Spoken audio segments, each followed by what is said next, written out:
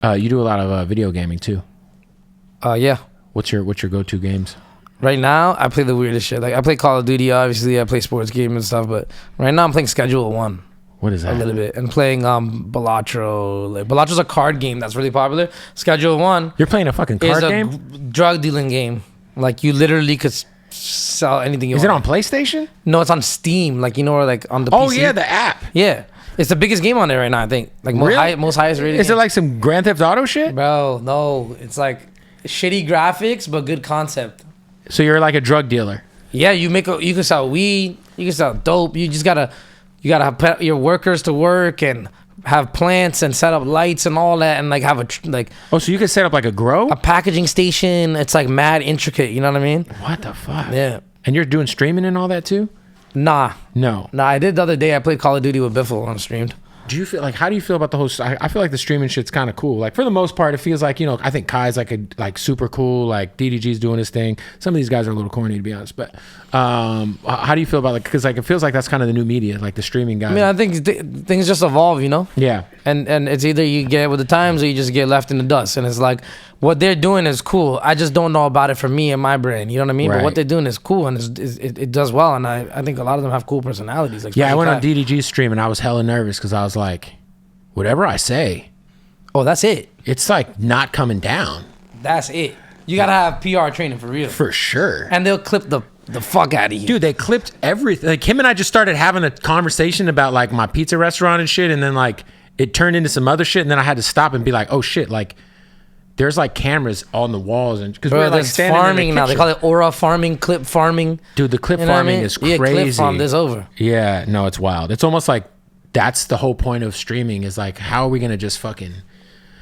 We got to give these clippers some shit. Now, when I was with Neon, like off camera, like before, like he's super cool. We were in New York and we're doing nothing, and I just seen where his head's at as a streamer. Like, yo, that shit is stress. For sure. He's like, how can we make content out of this? And then next thing you probably think about in your head is, yo, how can we get a clip? How can we get something? You know what I mean? Like, yo, let's go run around the projects with Jim Jones. Yeah, and see what happens. He's at a video shoot with us. That shit it wasn't strong enough content for him. Yeah, it wasn't insane, bro. Like, yo, man, this shit's got to be a little more crazy. Yeah, does anybody have any guns? Right.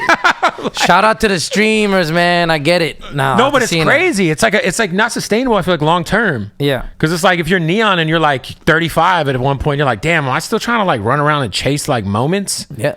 It's kind of like hip hop too. It is. Yep.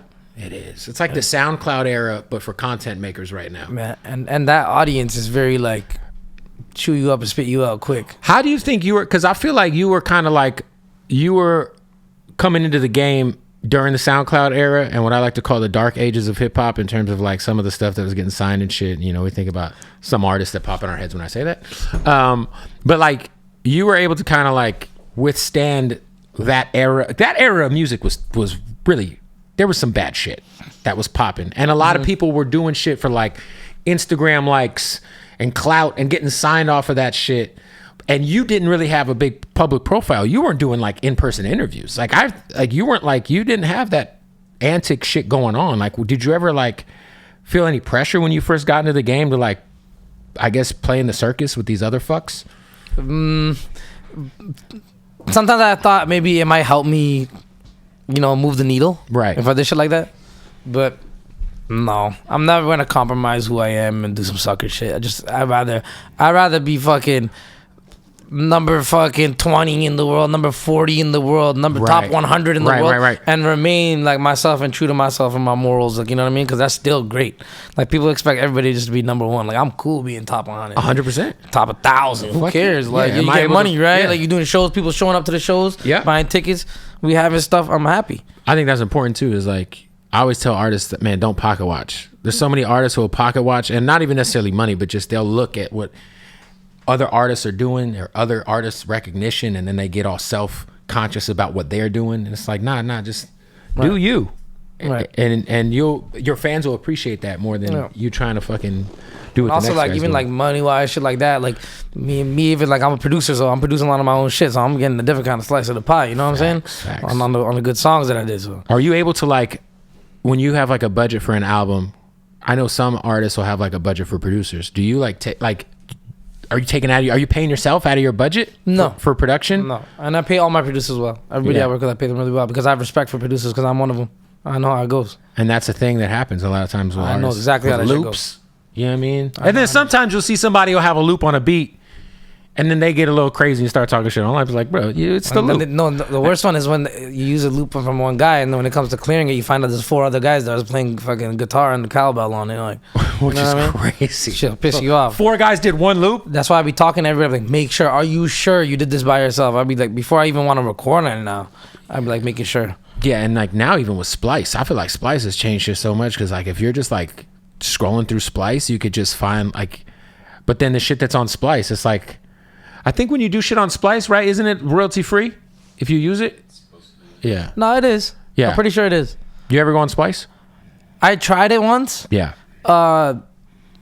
Like me, I'll use like something like a Splice, but I use Arcade a little bit more. Okay. Because Arcade just easier to like run to me, but I still end up finding myself taking this shit out. Right. Or like barely leaving just a little vocal sample, and the rest of it, like always the first chords and the first shit that gets laid down, the foundation is gonna be raw, like me. And then I might add like a little vocal sample from Arcade or something in there and like drown it out. Yeah. But I don't like to make anything that's like recognizable that you can find it and they're like, how did you do this? Yeah, and they know yeah. exactly Somebody, what it we is. know exactly we'll use I this hate because that shit, 10 other I know, producers I use know the when I same hear some shit. hard shit like that where I press one button, I'm like, damn, mad people's using this. I know right away. Have you ever gone on YouTube and just typed in NAV type beats just to see what's on there? All the time. All the time. Ever any heat? Huh? Is Ever ever- in heat? Out of 10, to be honest, maybe 1 or 2. Yeah. Which is great. Which is not bad. Because if it was 0. Yeah, 0. Some of them are like, oh, this is kind of fire. Like, Yeah. I get it. I do it all the time. Yeah, All the time. You ever like do anything on a type beat, NAV type? No, beat I or would. shit? I would though if I vibe to it for sure. I don't care. I'll find them and pay them. Yeah, that's Yeah. dope. That's important. What made you kind of, because when you first got into the game, like I said, like you were very like protective of your image and not necessarily like you didn't do any any interviews you would do weren't on camera. What was the thought process behind that, and what kind of had you kind of like change that perspective and start just kind of getting out there more in terms of just showing people who you were? I mean, when I first met Cash, he just was looking at my Instagram on my phone. He's like, let me see it. And I gave it to him. And he's like, yo, are you attached to any of this stuff on here? Because the posts weren't that. The posts kind of whack. You know what I mean? And I'm like, nah. And he's like, all right, cool. I'm going to start deleting shit. You cool? I'm like, yeah, go ahead. I don't give a shit. Do whatever you want, man. Yeah. You big dog. We know. Yeah. He deleted that shit. And then literally, like, I had 4,000 followers. And, like, literally, like, after that, like, the following weeks, I started blowing up so much. And people had no idea. Then they'd have my old pictures be like, oh, this is him. They're like, no, it's not him. They thought I was black. They thought I was this. They thought I was that. I'm like, they were just working out. I don't know. Shit just worked out. But then I got really frustrated with shit. And then one time I was in the club with Abel. The weekend, obviously, Yeah, right? I was in the obviously. club with him. And the manager or owner of the club in Toronto screamed on me for smoking weed. Like, screamed on me. Because you didn't know who the fuck you were. Yeah, and his security guard, P, watched the whole thing go down. And this is my first time ever going out with him. Yeah. And he looked at it go down, and then he kind of went and told Abel what happened. He's like, what? He's like, what happened? I'm like, yo, this guy told me not to smoke. He's like, what the fuck? He's like, I'll kick everybody out of this club, and we'll be the only ones in there. We'll both smoke. And I'm like, for real? He's like, you know what, bro? I'm tired of this shit. He's like, people need to see who you are. Takes a picture of me and posts it on his Instagram. Like, he's a real one, bro. At that.